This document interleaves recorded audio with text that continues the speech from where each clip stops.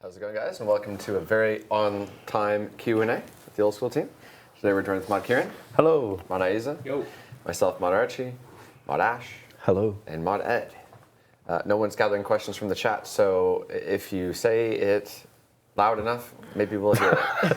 That's a terrible way to encourage them. But yes. We can read the chat from where we're sat, so... Oh, a nice little rock. Oh yes, we've zoomed in, that helps. If anything pops up at any time, even if I'm speaking, just grab it and ask. If anything pops up when you're speaking, we'll grab it. All right. First question. It's been a pretty busy week for us, obviously. Dragon Slayer 2 is our second ever Grandmaster quest, but what actually number quest was it for us? Let's see, we've Fifth, had... or? Well, Misthalin Mystery came after Monkey Madness 2. Yep. And then there was the Client of Kourend, Bone Voyage, and the two Queen of Thieves and... Depths of Despair. Yep, so this will be our seventh, I believe. I don't think so, yeah. Fantastic. Out of nowhere. So the obvious question then, how has it gone so far? PogChamp? Pretty much everyone who at least I've spoken to has said they've absolutely loved the quest. The only negative stuff I've seen about the quest is people going, well, I died of a boss, to which my answer is, get good. How many times did you die to the boss, Ed? Quite a few differences. I like this conversation. I only slightly raged at the lead developer on Dragon Slayer 2 about it. That's fair. Do you know how many times Mod Wolf died at the boss? What, on his actual playthrough or On his testing actual it? On his actual playthrough. On his actual playthrough, he died twice, I think. No, I I'm mean, so playing through rude. and testing it, he died a lot. Whenever a question comes with a number answer, I always immediately, without thought, think 73. It's so You're a sad. terrible person. It's so sad. You know how sad it is, yet you're falling into it too. So I'd just like to put it out there that I did it with 0 deaths. And that's just wanted to put that out there, sorry. I didn't realise I make this a competition, Kieran. It suddenly was. But did you do it as the first J-mod? I don't know. No, I you suspect some of our colleagues didn't. outside the I team. didn't. Yeah, but can we also point out that this guy used a don't wiki even guide. Go there. No, I didn't. Wiki guide. Where's my He own used a guide? wiki guide. No, remember, I recorded my playthrough. But you spacebar the chat as well. I did. I spacebarred the chat. Did you, Kieran? No, I didn't actually I the first- didn't. In my Good job. playthrough, I didn't spacebar the chat. Aiza has no mic. Speak loudly. Oh, Louder. my mic was on mute. Sorry about that. Wow. All right. You need a Mod wiki Aiza, guide come to on. help you unmute your mic. I didn't hear you bragging about how great you were at Dragon Slayer 2. There you go. Okay, so overall, would you say better than expected then? Like for the quest, like better than I could have ever imagined. Like, I mean, we were always hoping it'd be good, and we did internal playtests, and people said they really enjoyed it. But the actual response from everyone was nothing like what I could have imagined to the quest. It's been phenomenal. It's also a pretty good tech achievement pulling off a quest of that scale without, the kind of logic issues that you can get when you've got to so many things in the right order. It hasn't always gone smoothly for other quests. I think it's actually bloody amazing. It was a really well done quest, and massive props to Mod Ed. He deserves a clapper in the chat, because. And the trip out to a local pub for steak with Mod K. Yes, that was very nice. I mean, Mod Ed has ran this project. He's designed the project. He's developed the project. So it's actually quite something. You're too kind, Kieran. So many people on the team contributed to this, including this guy. If anyone died to the tsunamis on Galbeck, I made the tsunamis and they weren't quite working properly, and this guy fixed them. So anyone who died, you got this guy to thank for those tsunamis. Yeah, so many people from across the team, and even beyond, so many people in the company helped make this quest what it was. Like, we had so much help from people like the audio team, like Mod Ian. He made us some awesome new music tracks. I mean, there's too many people to list them all, but there's so many people. It certainly wasn't a one-man job, so I couldn't take all the credit. Well, you did a lot of it. And you started with that Rude Fest presentation, so. By far the best moment is watching the first person get to... who was the first person? It wasn't Dalek Cookie, was it? She was to the pretty much one of boss. the first. I think I think it was... I'm trying to remember. Dalek did really well. Yeah, I think if she was fast. if Dalek She Cookie was hadn't quick. have tried to get through the wave thinking that it wouldn't have killed her, I Yeah. think she would have not only been the first person to have completed the quest on stream, but also the fastest That was completion great. time. So obviously we're watching everyone who's streaming on day one, And that moment when that wave got dark, because we thought she was actually going to kill him first time, like, oh my god, she's going to kill the boss first time. That moment when she ran through the wave, again, Kieran spent hours making that wave work properly. You just sat there, she runs through a wave, and you just hear this, "It was worth it!" from Mod Kieran. So the bug is, or the bug with it was essentially you can walk through the wave as it moves past you, and it would never hit you. So I spent like a good 7 hours working out the logic to stop that hitting people, and the first person that fights the boss dies to it, trying to cheat it. And it was such a great moment. All right, we will probably get back to Dragon Slayer 2, in fact, undoubtedly. Like I said, grab any questions in the chat that pop up.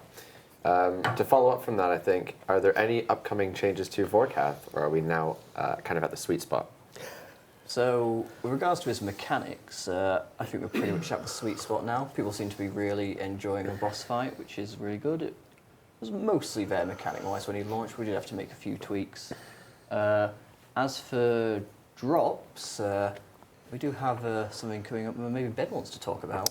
Yeah, I'm just finalising a new blog that will have a few poll questions in that's due to go live on the website in the next few days. Probably going to be sometime around Friday, and then we'll leave it till the weekend to get some feedback, and then put the poll in early next week. And there'll be a couple of things in there that you can vote on that we might be changing if you want them. Yeah, so we're looking at some of the unique drops from not just Vorkath, from all the new dragons. Yep. And maybe even a couple of dragon-related things on top of that as well, while we're on the topic of dragons. Oh, tell me what I need to buy. Cabbages. I already bought them out. All right, Nea says, why do empty vials prio over dragon bones / superior dragon bones when on the ground? Prioritize. I don't know what the ALC costs of the things have been set to, but they can certainly be changed. Fair enough. Jay says, when being teleblocked, you get a message in your chat telling you if you got 2.5 or 5 minutes. Can the same message be given to the people that threw the teleblock at you so they know if they landed a full or half teleblock? That gives them more information than obviously they currently have. That would put the PK at more of an advantage than they are already. Don't know how big that advantage changes, but... Is it something that would be technically possible? It'd be technically possible, Yeah. right? Although they don't seem a massive rush for us to do it. Yeah, is it really something that's desired? How distracted do you have to be to not know if you threw a half? I don't know. Maybe there's an obstruction. Maybe it's busy, and you're just curious. But regardless, as far as the community, I haven't seen a single yes. So all right, next question. Here we go. Aiza had a topic discussion on Twitter. Was it last night? Oh, about yeah. Entangle. I thought you were going to call me out again then. I was like, oh. He's messed up, guys. I thought it was actually a pretty engaging topic. I was quite interested myself. We were talking about potentially making Entangle more viable and the normal spellbook more viable. Yeah. So where did we get with that conversation? Yeah, so kind of like the basis was that a few people were asking us to revisit polling mage spells not being able to reduce the duration of your standard spellbook snares, which currently is a thing in Deadman mode and works out quite well for standard spellbook PKing. So alternatively, I thought about how about we don't change that, because by changing that we ultimately change the free-to-play PK meta, and maybe that's something that we perhaps don't want to touch. So we've just got these cool new runes that have been introduced to the game that currently only have a use with surge spells. And we've got this new area that's dedicated to wilderness activity, which contains ancient warriors. So how about make these ancient warriors, which are revenants, by the way, kind of like drop a scroll that releases their knowledge of spells of old, and it unlocks a new spell that's a high-level maged variant of Entangle that requires Wrath Runes to cast, and either doesn't have the effect where Mage Prey can reduce the duration of that snare, or it reduces it by a minor amount. So, for example, it could be 20 seconds freeze whilst you have no Protect up, but if you have Protect from Magic up, it will be 15 seconds. It won't be able to do any damage like Barrage can, so you'd still be missing out on that benefit that Ice Barrage has over it, but you would still be able to use Teleblock, Surge, and a freeze with the standard spellbook. And from what I saw, the benefits from that were that We've said we want to look at Revenant drop table already, so that's something that we could add to that if people were happy with it being from there. It also adds more uses for Wrath runes, so it will increase the amount of gold per hour that you get from runecrafting them. And seeing as it's probably just focused around PvP, it shouldn't impact many other places within the game, if any at all. So I really like the idea of it being 20 if they're not praying and 15 if they are praying, because then that's still at least a reasonable amount of time, even if they are praying. Again, as you said, Entangle doesn't do damage, so it's still nothing compared to Ice Barrage. It does minor damage, doesn't it? It's like 3 or 5 or something. It's negligible. Yeah, it's like 2. But you obviously get the benefit of using Tie Block. And now Surge Spells are actually quite powerful, so suddenly with this, normals could actually be quite viable. You could actually see it being used, which I think might make for a nice change. And I also appreciate the additional use for Wrath runes, because we've only got one, obviously. And they're a brand new rune, and I think they're interesting. And this is, sorry? Is there an image for this one? No, there's not. Just a tweet, yeah, sorry. Interestingly, what it's actually done now is I put it through on Twitter and Reddit. I need to put a thread up on the forums as well to see what people on there feel. But it's opened up like a lot of discussions of, okay, what else can we look at? Like, can we have improved versions of Weaken? We get to that. Don't spoil the questions. Oh. Oops. Spoilers. Spoiler alert. But similarly, obviously, this is something that has to be pulled because it's using a new spell with new runes, etc. And if that fails, then that means that Entangle, or this variant of Entangle, probably won't make it to the game, which is kind of sad. So I'm a fan personally of what we did with Entangle and Deadman. So I think there's some data to look up there. Yeah, it's something to look at. I think we've said in one of the posts before the end of the year that we want to have like February is focused on quality of life and changes here or there. Maybe it's something that we could add into that. If you have any feedback, feel free to. There's a thread on Reddit. I'll post one up on the forums as well, and just let me know what you think about it. Yeah, it's a great conversation, I think. Colin says, "Can we purchase the new merch hoodies with our players' names?" So, for those of you who might have seen, we sent out some care packages to some of our top streamers and content creators. Unfortunately, the shipping was a little bit late, but they're finally getting there now. So it's been awesome to see these guys open up these packages on stream. They're getting some really cool stuff. They got a massive full desk Dragon Slayer 2 mouse mat. I want one of those. Just Yeah. get some at some point. We have a couple of extras in the office, and I'm like, if I take one, is anyone going to? It's really cool stuff, actually, and unfortunately, it isn't stuff that we have in the merch store. So it is definitely something that we're going to be looking at getting into the merch store. But unfortunately, I can't give you an immediate date and say it'll be there by next week or what have you. But don't worry, we're definitely hearing your cries that you want to buy this stuff. So that's awesome. Slash says, we have amethyst, javelins, bolts, and arrows. Can we please have darts? I think the blowpipe has enough going for it right now. Agreed. That tends to be my stock answer to these things about more darts as well. Here comes the weekly mobile spam. Unfortunately, we don't have an update this week for you regarding mobile. It's still being worked on. They're still making incredible progress. Again, no specific date, unfortunately. As soon as we do have something, we won't keep it a secret from you. We will tell you immediately through official comms. You'll see it on our social. Don't worry. I believe Mod Stone was working on a blog that kind of like talks about mobile and its data usage and battery usage. I can't remember actually if that already went out. Don't think it did. I don't think it did. I think he had trouble getting the information he required to write it. Yeah. So it might be that that's going to be coming up in the next few days. He's on holiday at the moment. So when he's back, that should come out.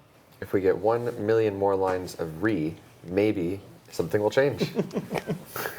Maybe it won't. did you say So that? don't do it. Do we have to sit here and watch while they type? The guys working on it are literally powered by the rees in the chat to work faster. Why did you have to say that? Of course, if they don't say they want it sooner, then we wouldn't know. Now look what you've done. Right. I hope you're all proud of yourselves. Now I can't tell if chat's actually moving or if it's just...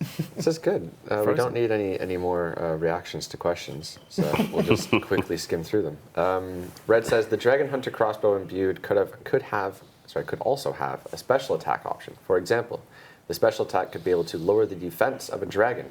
This would be an interesting niche range addition besides the BGS and DWH. Yeah, we're aware that the Dragon Hunter crossbow is meh, and we're going to look at trying to make it not meh. Did we promise it would be incredible at Dragon Slayer 2? I don't think we Because ever promised. I think people used kind of a bit of common sense and said, it's a Dragon Hunter crossbow. I'm going to buy a bunch of these. And now it's not incredible, and they're sad they haven't made a ton of money. I mean, I don't think we ever said that it's going to do anything special at Dragon Slayer 2, so they should have just been able to work out. I mean, it's meh at existing dragons, it's going to be meh at new ones. Anyone who thought it was going to magically get better, sorry guys. I did use it for Galvek, to be honest. I lost 6 mil on Dragon Hunter crossbow because I bought it to do the quest just before, and then sold it when I started farming Vorki. You know, insider trading, that's how not to do it. Yeah, you're literally doing it wrong. This one's on. So on the release of the quest, I obviously used the setup that I had when I was doing a playtest, and I was like, okay, cool. So I want to upgrade my range gear and have some money, so I'm going to buy the upgraded crossbow, and the only one that I can wield at the time was the Dragon Hunter crossbow. So it's a bit of a come on, what else am I going to do? And anyway, yeah, I sold it afterwards because I ended up killing Vorki with melee and lost 6 mil. So Mistakes were made. yeah. Don't ever go into the stock market. Meanwhile, Ed's sending in messages every day. Don't worry, it'll be really good. We will look and see if there's anything we can do with Dragon Hunter crossbow, though. Yeah. Shouldn't have sold it, bro. Oh. This will be a quick one. Ditter says, when is the ability to paint adamant kite shields / helmets going to be put into the game? It apparently passed a poll. Yep, it did, and I did the implementation, well, last winter, and it's got through testing. So, tomorrow. Yep. Ooh. All right. Ed, they want you to victory dab Dragon Slayer. I can't victory dab. I died at Galvek too many times. Any excuse. What? Give them a goal to push towards to seeing you dab. What is required? I don't know. That's something I need to think about. I need to think long and hard about what that goal should be. A charity live stream. Charity live stream. Yeah. What just to be dabbing? Is that it? Is that just No. it's just the live stream? When we do a charity live stream as a company. Maybe if they put a certain amount in a well of goodwill next time we open up one of those, he can dab. Ed will dab. Right. Yeah, we'll have to think about it. Can you do the arm thing? The arm thing. I can't The do arm the thing. arm thing. Ah, fair enough. Most people can't. All right, we're moving on. Here we go.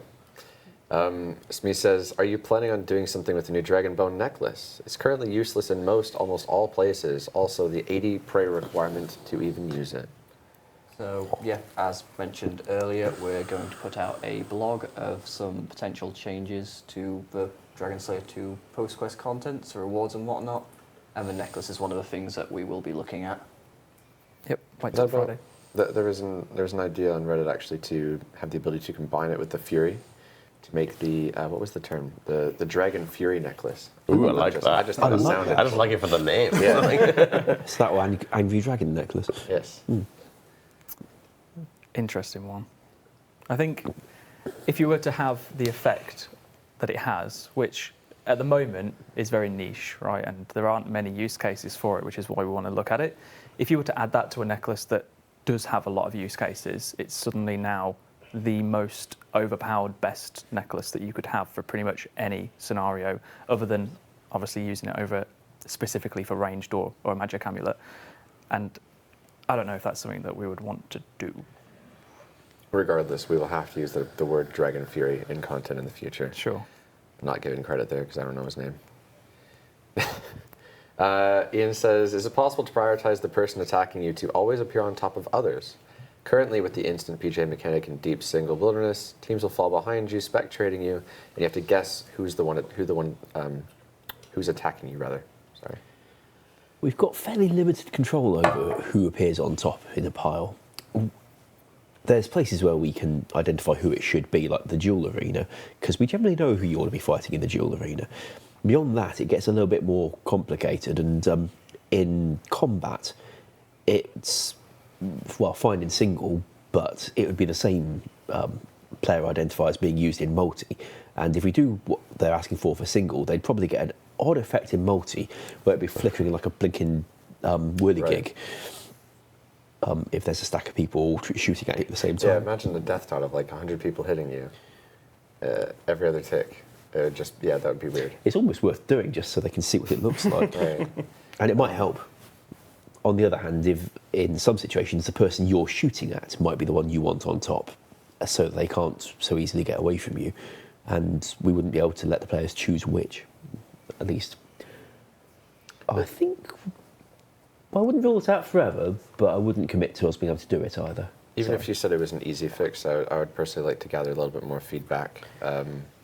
Twitch chat seemed in favor though, so that's nice. Ed says, can the broadcast for the 100% drop of blue dehydes from Vorkath be removed? Did I? You did? Oh. Yeah, it can. Yeah, I was assuming, yeah, just because it's guaranteed. We don't really need to tell them that, but obviously it's Yeah, just the thing. same as bones. It's not given for the bones. Yeah, I always wondered that actually. I meant to ask you yesterday. But it's because the bones are plugged into the core loot drop system, It's while a slightly different script. death drop system, and these aren't. So Obviously, bones need stuff like the bone crusher plugging in, whereas blue dragon hide doesn't. But yeah, we can get rid of that notification.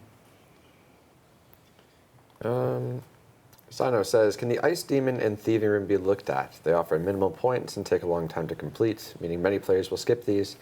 Being able to add kindling directly to the braziers as well as success percentage of finding cavern grubs based on thieving level would help, in my opinion. Can't read today. That was going a little too fast for me to follow, I'm afraid, but what they describe sounds broadly possible. So being able to add the kindling directly to the braziers, as well as success percentage of finding cavern grubs based on thieving level. I think that already is the case. They are entitled to want it more the case. But I think it already does scale somewhat. How do you feel about players having favorites and kind of not so much favorites in raids? Do we feel like we need to bring the ones that aren't liked as much up to that level, or is it okay to have ones that aren't liked as much as others? I think if there are two things that are not the same as each other, there will be a favourite, and there will be a better one. They can say, well, just balance it, but there's inevitably going to be one that's slightly easier or convenient or preferable in some way to the others. So trying to make them all the same, I think, would be a waste of time. Trying to make the unpopular ones better is, on the other hand, perfectly respectable thing to do. We've made a few changes to some of them already, and including the thieving room, if I recall correctly. And we took a few suggestions about the Ice Demon, notably adding a tinderbox spawn.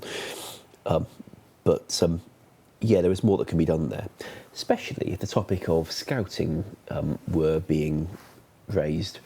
Some people have suggested that rather than a meta where you scout what's in the rooms and then repeat generating dungeons till you get one you actually like, if we make all the rooms actually okay to do, even if they're not all your favourite, maybe scouting should be not such a thing, or done differently with an interface in the game rather than requiring third-party stuff. Makes sense. We're getting a lot of spam.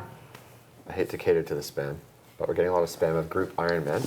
Unfortunately, we don't have a statement to give out to you guys. This is, again, one of those things where as soon as we have something, it's such a big deal that we would share it with you immediately. It is very much so on our radars, and there's not really a ton more I can say. We know they want it. We know what it would take to get it. If we can ever get it, we will do so. Frankly, I think we would have done it last autumn if we'd been able to, because, well, they want it. Right. Because King of the Skill was not our first choice for what to do in that slot.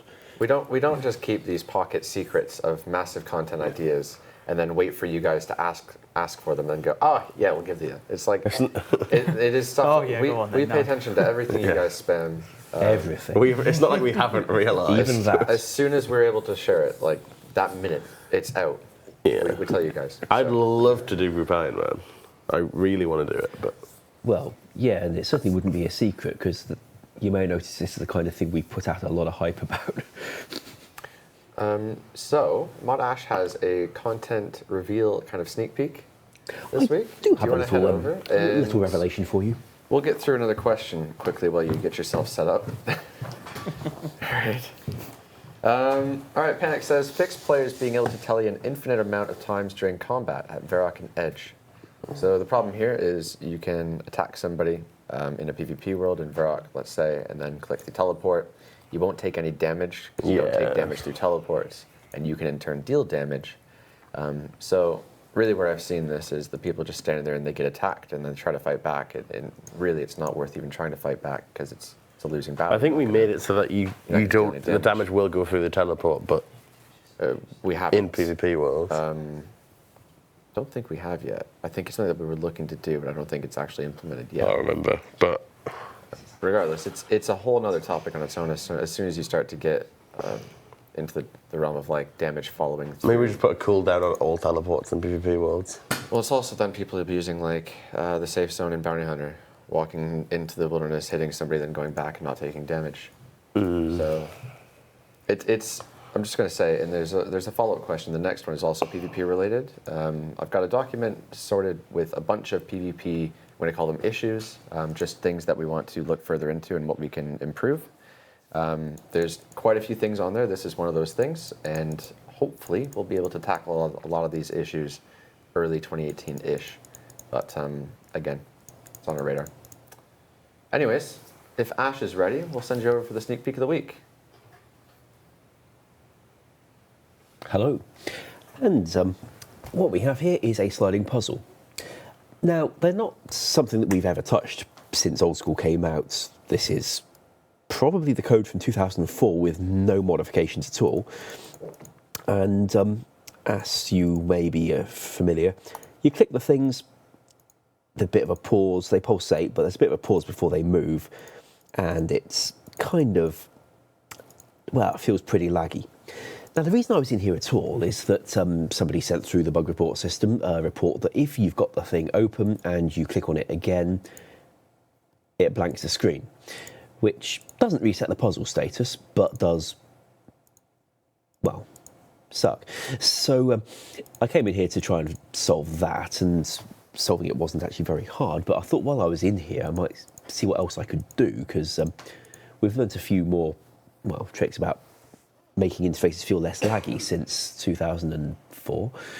And we have more game engine features as well. Yay. So that's how it currently is. And now let's hop over to another version and see what we have here. Ah, yes, solving of the puzzle could be the key to your... Yep, he's given me a box. Here's Ozak's box. You'll notice it's a little bit bigger. Hope you're okay with that. I didn't really like how the original version has, well, it's got these lines around all the things which are thicker on this side with a than on this side, and this side's got a little brown pixel line in it, and this one's not. It's just not very well aligned, as well as being kind of laggy. And then, of course, the famous bug that we all were losing so much sleep over. So what I've got in this new version,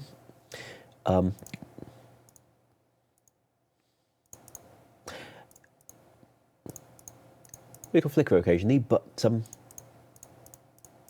it's a little bit faster to deal with, and doesn't have the uneven borders and the odd pixel lines here and there. And, you know, the extra 3 pixels really does make it feel a little bit bigger per tile, because the size on some of these click zones does matter a little. I've done this both for Treasure Trails and also for the Monkey Madness puzzle, where you have to reinitiate the gliders. Reinitialize, I think it's called. Where you solve an identical puzzle, because that one was equally dodgy and had its own completely separate code to do the exact same thing. So for this, I've merged them all into one to be better for maintenance in future. I hope you find it helpful in your clue solving. That's due out tomorrow. Anyway, back to the chaps on the couch. Thank you. Yay! It feels so good to play with that. It's so much better. It's ridiculous. Someone clip that. Thank you very much. So as Ash makes his way over to the couch, do we want to talk about what else is coming in tomorrow's update? Oh, there's a lot. Go for it. Yeah, let's go. I can't even say Rapcon. everything because there's so many things. But the main pieces that will be coming out tomorrow are the ability to hand in your Tomb of Fire for 100 burnt pages. You say Tomb of Fire. Tome? Yeah, Tomb? come on. No, it's What are Tome you of- doing? Oh, but look, Don't please, come on, it's been a long day. You also say catacombs, and I say catacomb. How do you think We're in I feel? Well, it is what it is. This is Yeah. this is me every time I say book. Tomato. Everyone freaks out. Garage. You know what's better than book though? A kook book. Garage. What? Now I've lost my train of thought. All right, as you're saying. What's coming out tomorrow? So there's A book, the Tome of Fire, which is a book. the book, the Heraldic. So that's the Adamant Armor recolouring is coming out. There's about 40 different small fixes and changes, things here or there. Replayable Galvec and replayable cutscenes from Dragon Slayer 2. Those were the main things. Yeah, so How did I forget them? the That's Gallic the most fight, we've important. added a kill count and a timer so you can get your best kills and kill counts and whatnot. There's no actual item rewards, obviously, you know, that's what Vorki is for, but we thought it'd be a nice bit of fun to let people replay him. Yeah. And everyone wants to see the cutscene again. Everyone wants to see the running cat. The carrying scene, cat yeah. thing, yeah. Oh yes. I managed to get a nice screenshot of that because I couldn't Yeah. play it on demand. It did quite nice. I really want to ask Somebody a upvoted a question, looping but gif of it. I don't want to cause any spoilers, and I also don't want to say turn the stream off if you haven't completed Dragon Slayer 2. So Oh. maybe it's a question for next week. The whole chat's doing The it Twitch anyways. chat ain't very good at not spoiling stuff. All right. Well, if you haven't played Dragon Slayer 2, Sorry. mute the stream for 5 seconds. Only Um, 5 seconds. Are they ever going to get Bob back? No. Oh.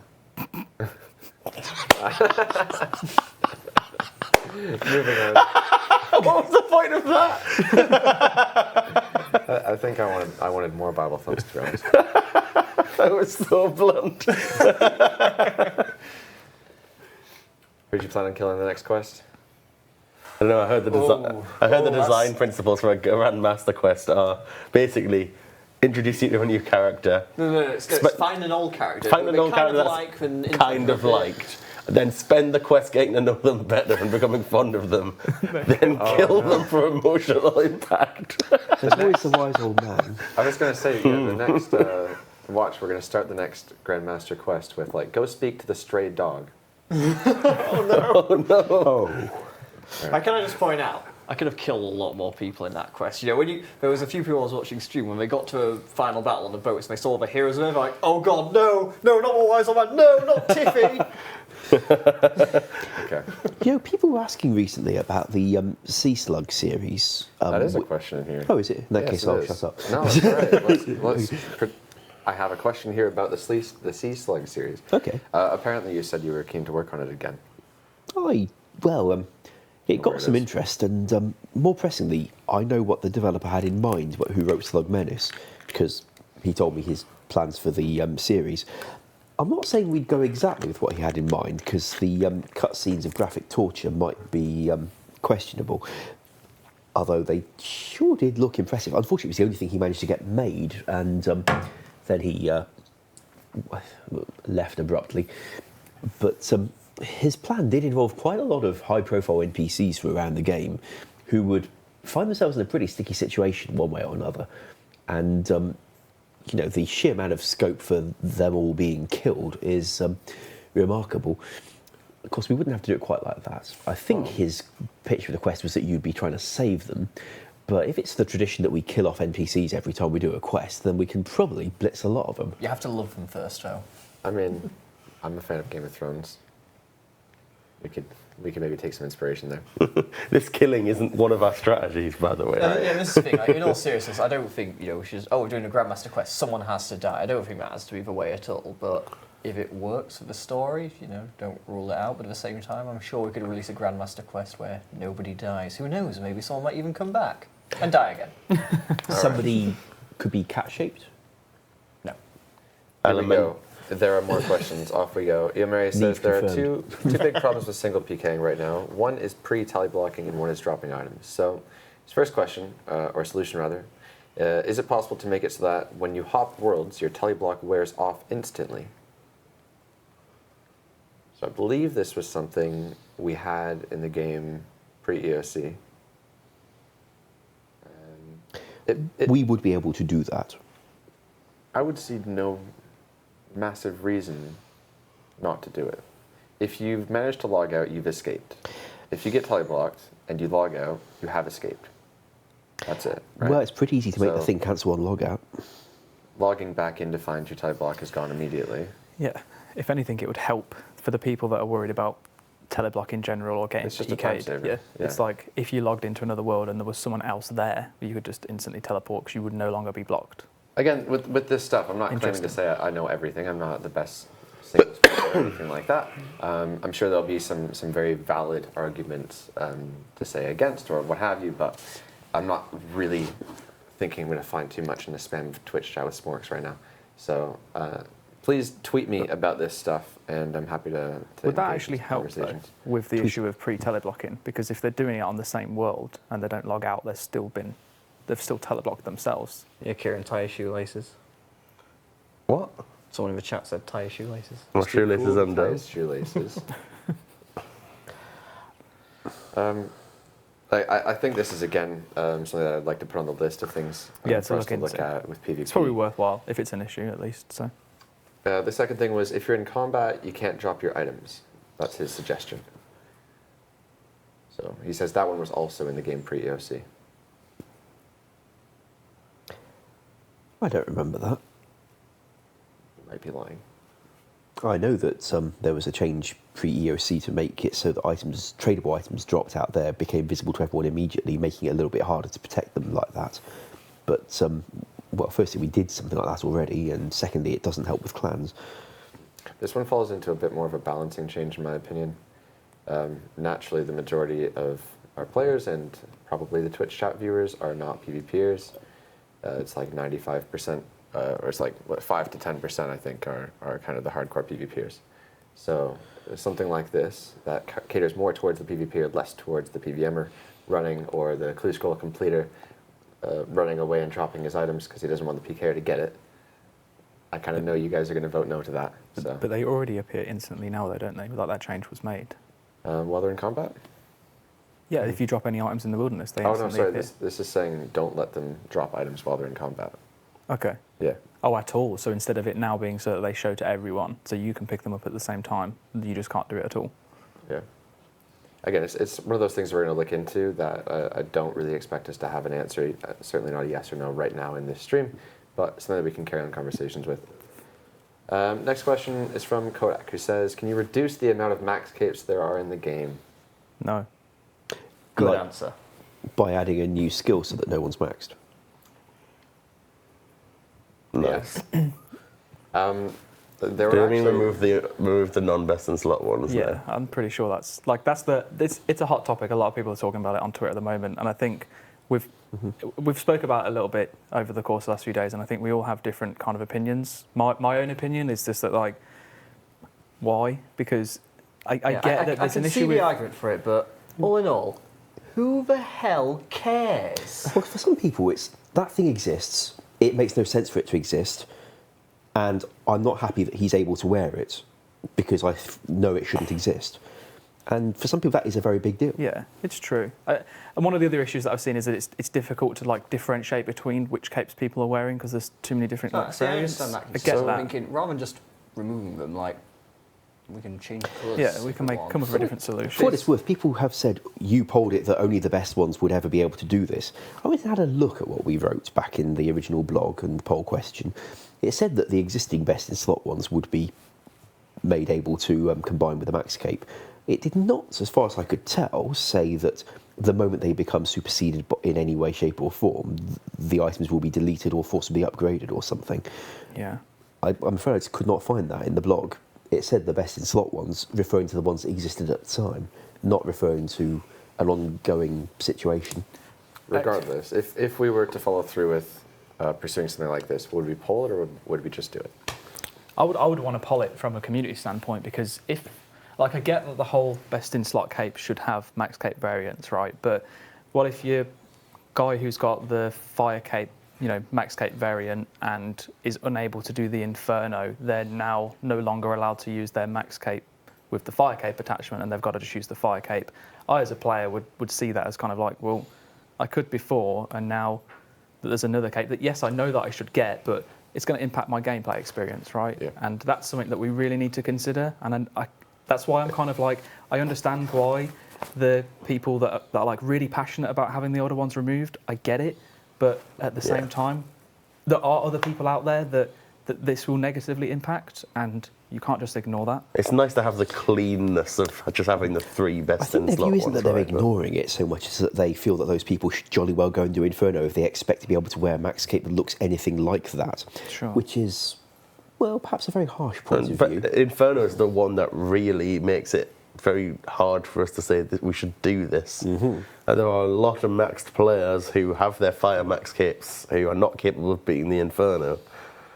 Yeah, but it's they a were very capable niche of piece of getting. content. They were perfectly capable of getting the fire cape one. Yeah. And they have not lost that achievement. And what is the fire max cape really? It is just a cosmetic fire cape, essentially.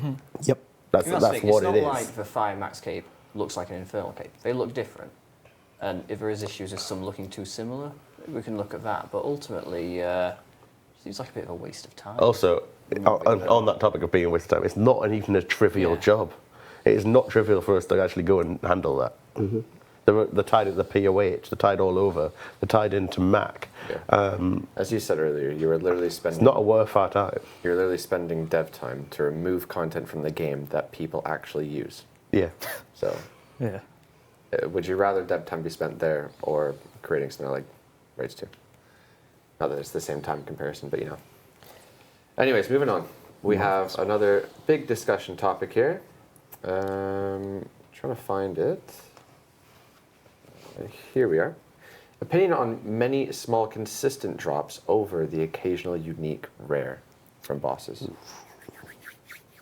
Interesting one, isn't it? So, just drop tables in general are one of the really difficult things we have to do, because a lot of people say, "Oh, we don't want lots and lots of little drops. We want just a few Big really signature rare drops. uniques." But then at the same time, we try to do rare uniques, but people don't want best in slot for a start. So we can't do that. So we have to find niches.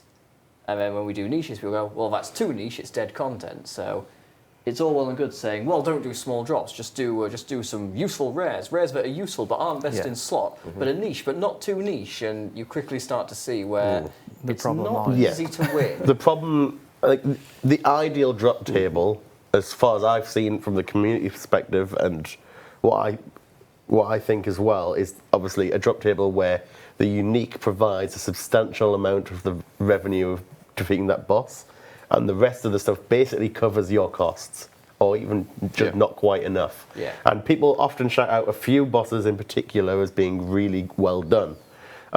Cerberus is shouted out as a really good one, as one that I've done.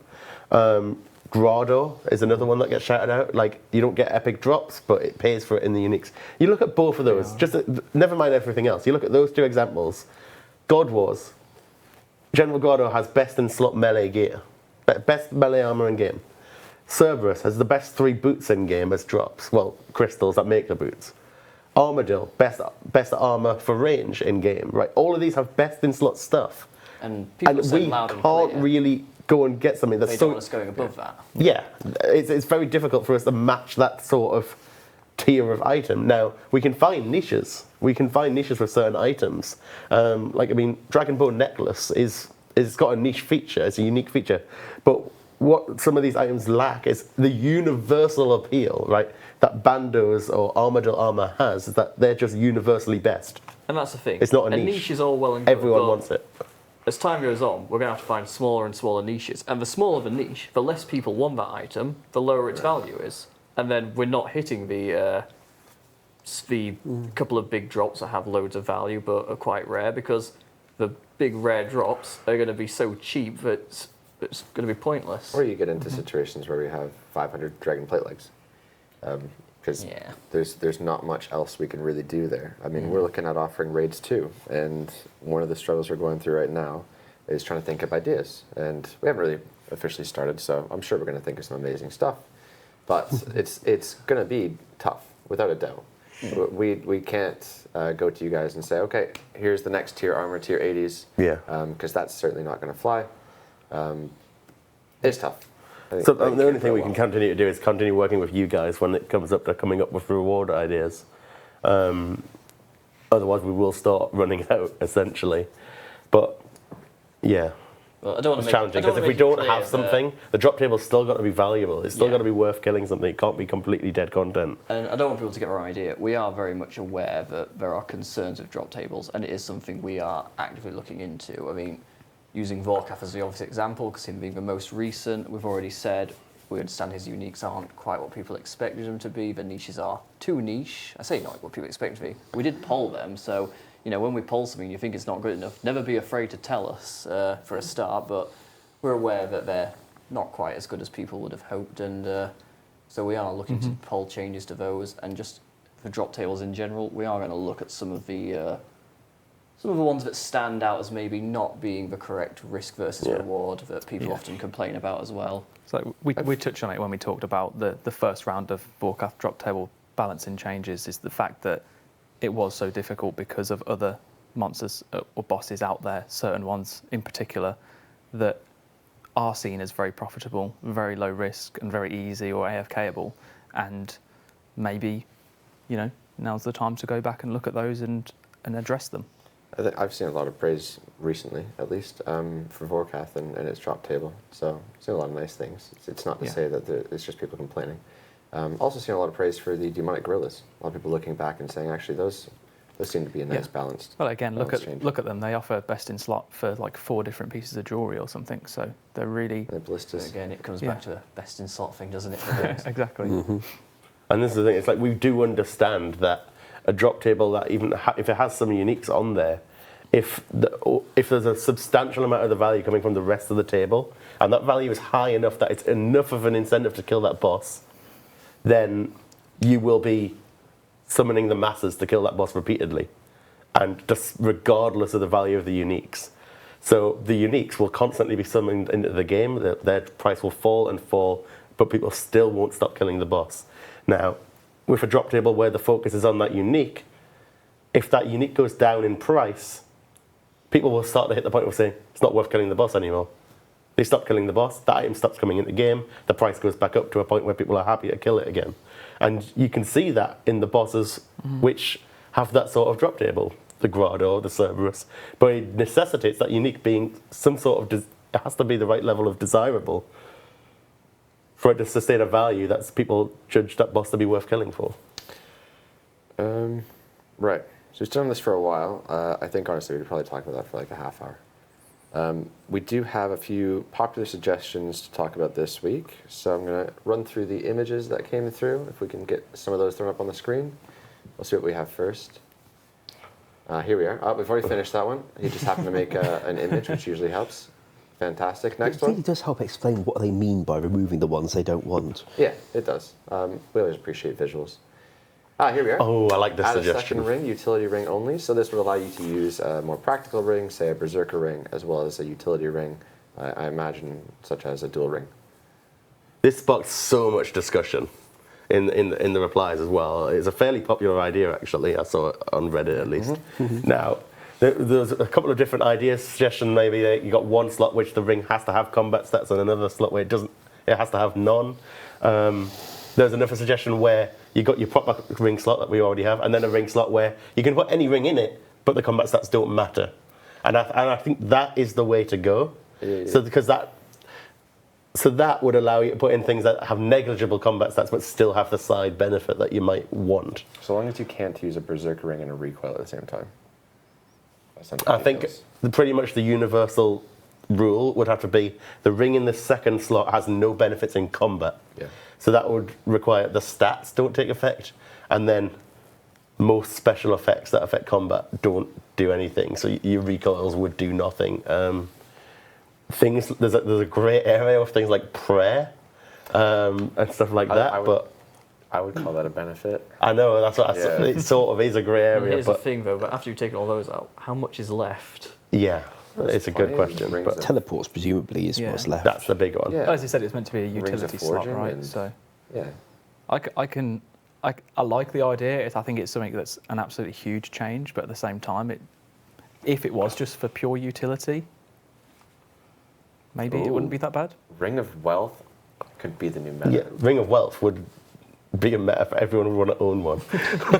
Well, you certainly have no reason not to, because it really does make quite a difference to creatures that have a significant chance of getting on the gem or rare tables.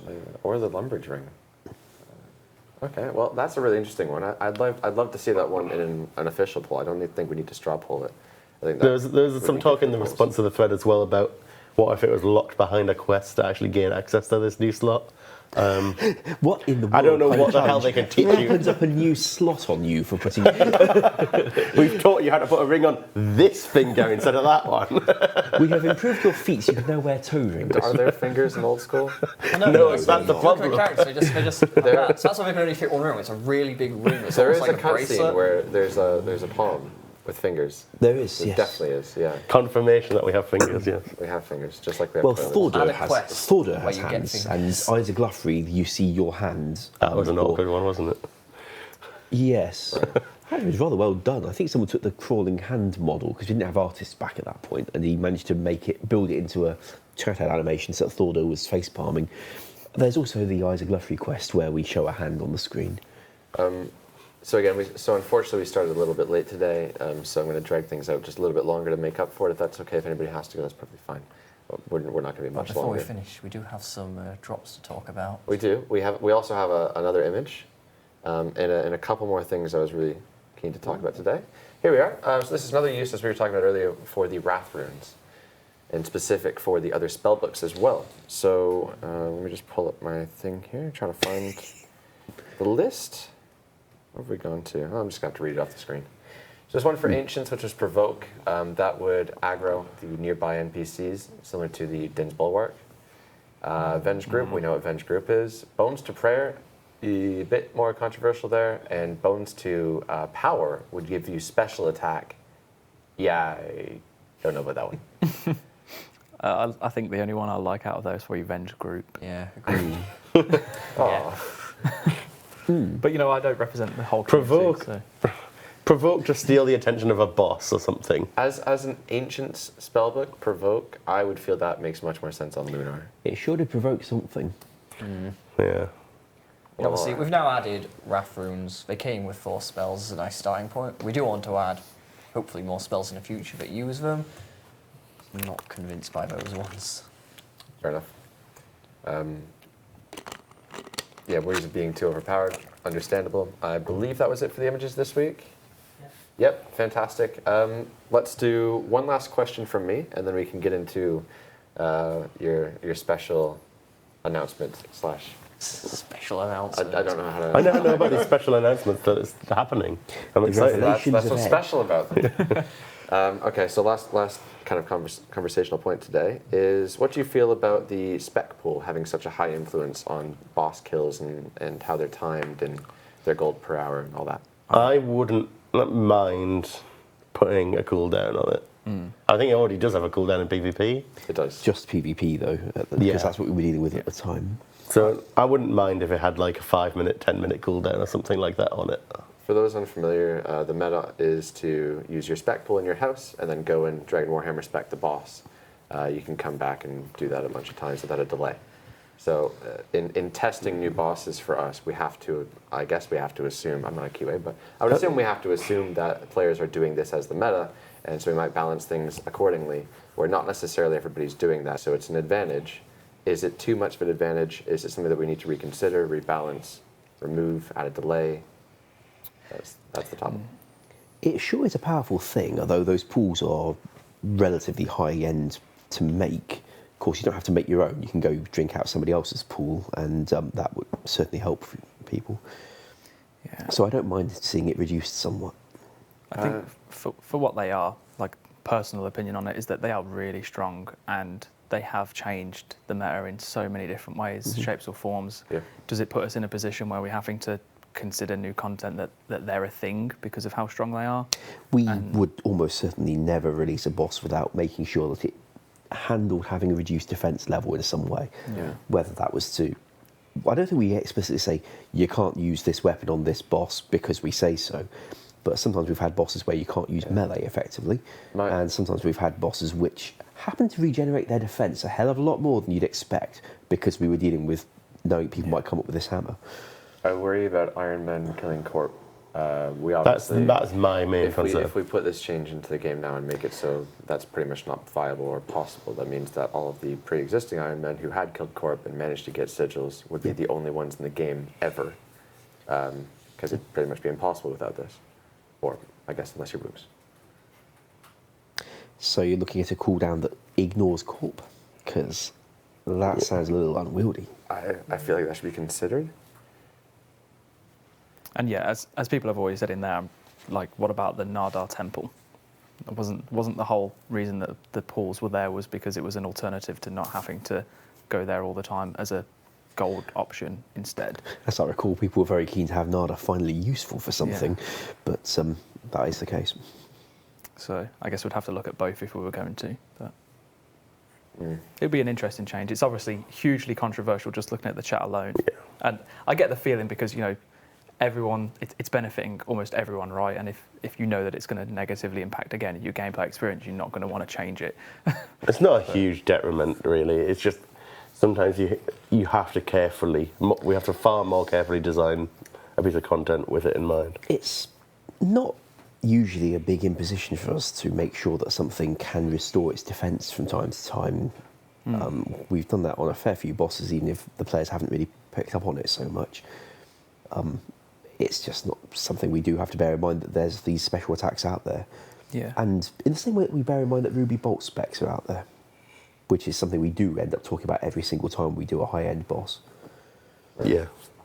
Well, okay, thank you. I think we got through some really important stuff today, even though we're a little short on time. Ed is now going to kind of finish off the stream by announcing his incredibly hyped up There we go. We get a drum reveal. roll. You have bigged this up a bit. It's not quite that exciting. I'm pretty sure But it's in the title. I or the do pack, have but, some drops. I've made a note so I don't yes. embarrass myself and get them wrong. Should we start with Adamant Dragons? Go for it. So Adamant Dragons drop an elite clue of a 1 in 320. They have their Dragon Metal Slice at 1 in 5,000. They have the Dragon Limbs at 1 in 1,000. And the Dragon Visage at 1 in 9,000. I'm glad you went with Visage instead of Visage.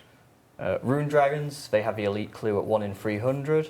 They have their Dragon Metal Lump, I think it is on them, at 1 in 5,000. The limbs on them are slightly nicer at 1 in 800. And their Visage, Dragonfire Visage, is at 1 in 8,000, so again, slightly better.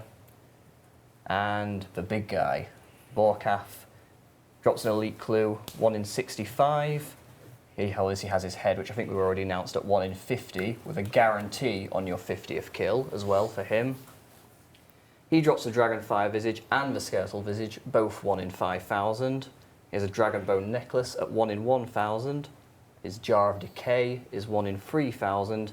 And the Vorki Pet is also 1 in 3,000. And there you go. Hope someone's noting them down. Crazy. Just to confirm on the 1 in 50, because a few people have asked it, and it's worthwhile just saying now, it's just the first head is guaranteed at 50 kills. After that, it's just a standard 1 in 50. So there's a 1 in 50 chance, so you can get it before your 50th kill. When you get to your 50th kill, you're guaranteed to get one then. Even if you've already had one. Even if you already had one. But then it's not every 50, so you're not guaranteed one at 100, 150, whatever. Cool. It's a 1 in There we 50 chance with a guarantee at 50. It's like a Mythbusters stream all in one. I like it. I like the idea to give it guaranteed after 50 kills as well. I think That it's a did cool draw idea. us into the discussion, but like, essentially it's because that item's untradeable. Yeah. It's, let's say, the best in slot cape for ranged, and at 1 in 50 there's a reasonable percentage are going to go like 200, nearly 300 dry, some people, and it's just, it's unfair.